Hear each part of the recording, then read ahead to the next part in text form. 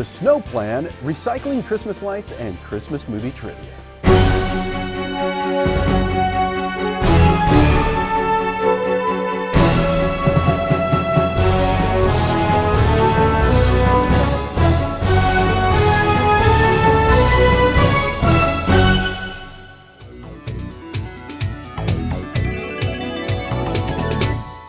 Welcome to Lexington Now for December 16th, 2019. I'm your host, Neil Noah.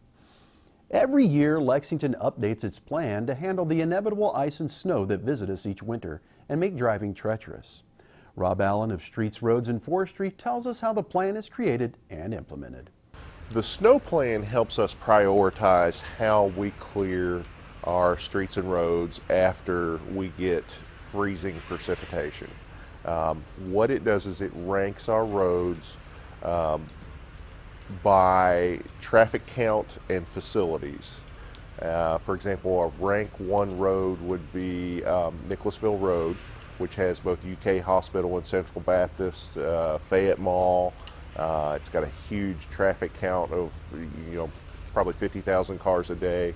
And then an example of a rank 4 road would be Cindy Blair in Stonewall neighborhood, which is the main one of the main roads, and it has a lower traffic count but still significant, and is within a half mile of most of the residences. Some other ranking criteria: school bus routes, Lexington routes. We take care of state roads inside New Circle, so everything inside New Circle is city maintenance. Outside of New Circle and Man of War, it's divided up between the county and the state. For example, the state takes care of New Circle, they take care of the interstate. When we get to the rural roads, some of them are state routes and some of them are city routes. Our snow plan is designed to be completed 36 hours after the snowfall ends. So typically we start with a rank 1 road and we proceed through the ranks, executing the plan. Sometimes we start with rank 4 and work backwards. Usually that's like if it starts to snow during rush hour and we've already put out salt on the rank 1s, we'll start in the neighborhoods to try and get folks out. Most of the snow events are 0 to 3 inches. We execute the first part of the plan. If it's 3 to 8 inches, then we add additional streets in the neighborhoods. And if it's 8 inches or more, you're talking all hands on deck. We'll have to bring in contractors, and we try to get every road that we can get a truck down. We constantly monitor the weather. We have half of the division on call at any one time, and we try to take a proactive approach, whether it's putting down salt brine ahead of time or having people loaded and ready to go. If, for example, it goes from rain into snow, being able to salt bridges and hills. Salt only works to about 25 degrees. Any lower than that, then we have to start using chemical additives. The other element is there needs to be traffic to turn the salt into a brine solution.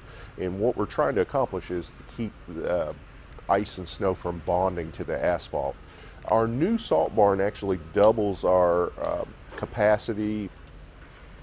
It's a 7,000 ton salt barn. This one will hold 3,000 tons.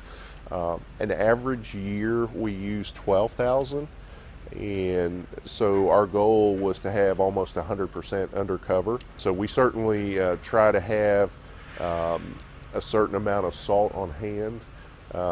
Typically we will have around 6,000 tons left over from the previous year if we're lucky, anywhere from 2 to 6, and then we try to keep on hand at any one time 3,000 to 6,000. Every year we do reevaluate the snow plan. The best case scenario is you talk to your council person, and we meet with them annually as we meet with Fayette County Public Schools and Lexington and UK, all the major stakeholders. What folks need to realize is we have finite resources, however, so if we add a road, we may have to take off a road. People that are interested in more detail for the snow plan can access it at lexingtonky.gov/snowplan, and there's a lot more detail in there.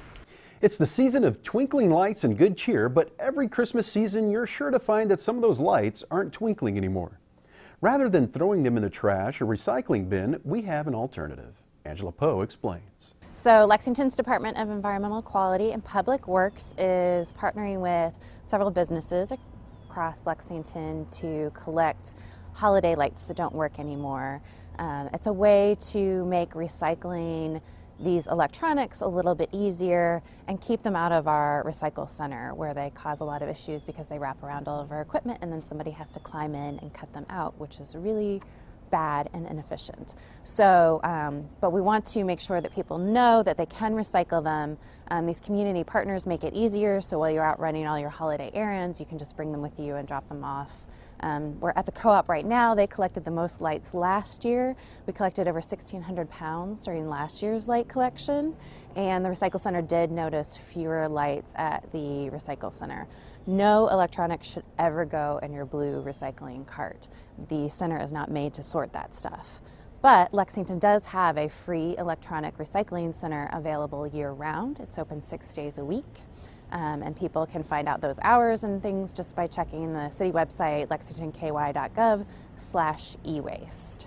People can use the light drop-off boxes at our various partner locations for any type of lights, extension cords, basically any small electronics. Bigger things like unwanted TVs or monitors should still be taken to the e-waste center. But again, we collect these boxes from our partners, we take them over to the e-waste center and weigh them, and then they get recycled and entered into the normal e-waste recycling process. Things that don't have personal information but that still work are sometimes donated to nonprofits that could use them. Like sometimes we get vacuum cleaners, for example, that still work, and so those can be donated. And then we have a partner that basically takes them apart and into their various components and recycles them appropriately. The light collection goes to January 12th. But again, after January 12th, even though the boxes won't be at our partner locations, there will be the e-waste center available for people to use year-round. So remember, that's a resource that's available. It's for residents, not businesses. But know that it's there, and please take advantage of it, and don't put the stuff in your blue cart. If people are interested in information on recycling, lexingtonky.gov/recycling. We also get a lot of questions about what's going on at the recycle center because there have been a lot of changes going on lately. And so we started a web page that we just put all of the updates on there. So it's lexingtonky.gov/recycle updates. Christmas movie trivia when we come back.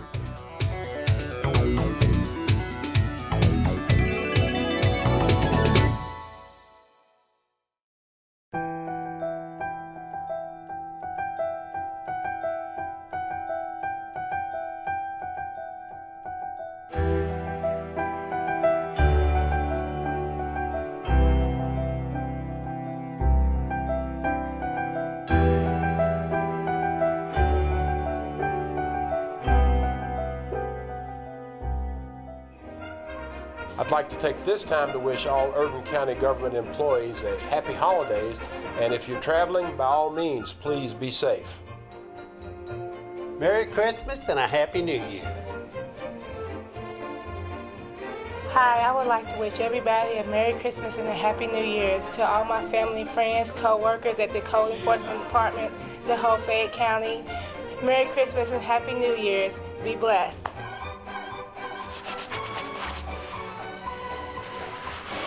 Happy holidays! Hi, I'm Ken Armstrong with the Department of Public Safety. I want to wish everyone a very Merry Christmas and especially thank all the employees of LFUCG for what they do all year.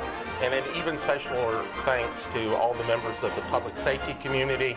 And I just hope everyone gets the opportunity to spend some time with their family this year and really enjoy the holidays. Thank you. Merry Christmas to all LFUCG employees and the great citizens of Lexington, and Happy New Year.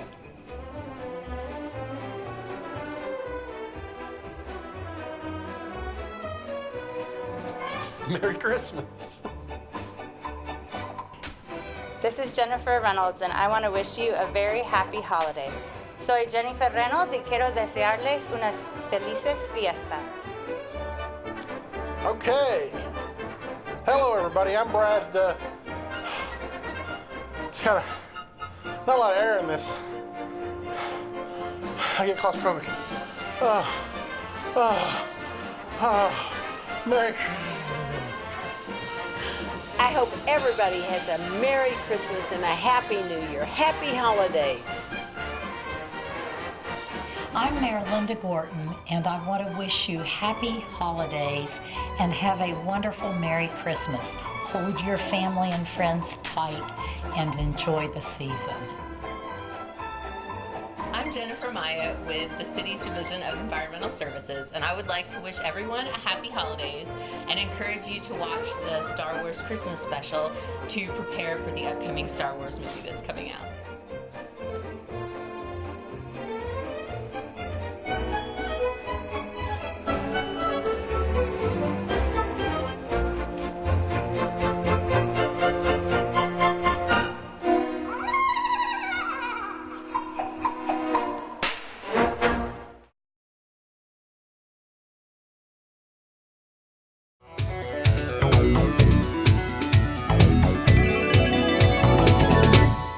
Welcome back to Lexington Now.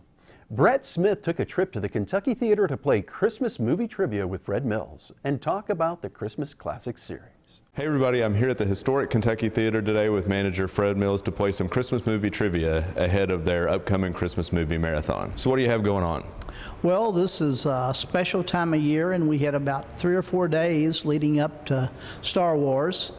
Kind of had the theater was open, so we thought we'd play maybe 4 holiday movies, if you will, or Christmas movies that seem to be most people's favorites. So we have 4 films starting on December the 20th that plays through Christmas Eve. We have The Grinch for kids. It's PG. Also, It's a Wonderful Life. White Christmas that stars Kentucky's own Rosemary Clooney as well as Danny Kaye and Bing Crosby. National Lampoon's A Christmas Story from 1989. Now, how can folks get tickets and showtimes? Well, they are listed on our website, KentuckyTheater.com. We'll give you a listing of the films and the days and showtimes. Gotcha. So the last time we were here to play movie trivia, you said you weren't a big movie watcher, but you got every single one of my questions right. What was the original title of the movie Army of Darkness? A Evil Dead. Yes. So today I brought some Christmas movie trivia that I think is pretty hard to try and stump you finally. So are you ready to play Christmas movie trivia? Well, sure. Can I get a minute on the clock, please? So in 3, 2, 1, go. Jimmy Stewart was in another movie with basically the same name. Name that movie. Gosh, I think it's a Wonderful World. Yes. When was It's a Wonderful World released? I believe it was 1939. Yes. When is It's a Wonderful Life set? I believe it maybe 1919 through Christmas Eve of 1945. Yes. When was It's a Wonderful Life released? Yeah, that was, I think they filmed that in the summer, and then it was 1947, my birth date. Yes. How many Saturday Night Live alumni appear in Christmas Vacation? Oh, it's 4. Yes. Can you name them? It was Chevy Chase and Randy Quaid and Julia, let's see, what was her name? Julia Louis-Dreyfus. And the last was Brian Doyle Murray. Yes. How many words does Clark Griswold use to describe his boss, Mr. Shirley, in Christmas Vacation? It's 30. Yes. How many films feature Bing Crosby singing White Christmas? I believe it's 3. Yes. What is the best Christmas movie? Oh yeah, I remember this. It's Ernest Saves Christmas. Yes. It's a great movie, Vern. So you're still sticking to your guns that you're not a big movie guy? I think so, yeah. Okay, well, be sure to check out the Kentucky Theater's Christmas Movie Marathon and visit kentuckytheater.com for more information. The Lexington Police Department has a musical message to help you prevent your things from becoming stolen things.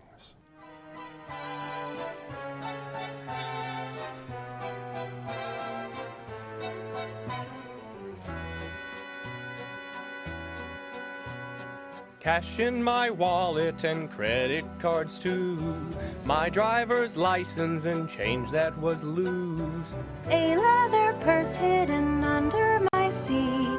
These are a few of my stolen things. Cell phones and laptops and iPads and Kindles. Expensive cameras and a box of tools. Shiny gold jewelry like my wedding ring. These are a few of my stolen things. Rifles and handguns and sharp pointy knives. Clothing and shoes and glasses for my eyes. Musical instruments, my guitar strings. These are a few of my stolen things. If the thieves come checking handles in my neighborhood, I simply remember my stolen things and to always lock my doors. Happy holidays from the Lexington Police Department. Don't let your favorite things become your stolen things. Please never leave valuables in your car and always remember to lock your doors. We've learned not to ever keep stuff in our trucks and cars. We simply remember our stolen things and to always lock our doors.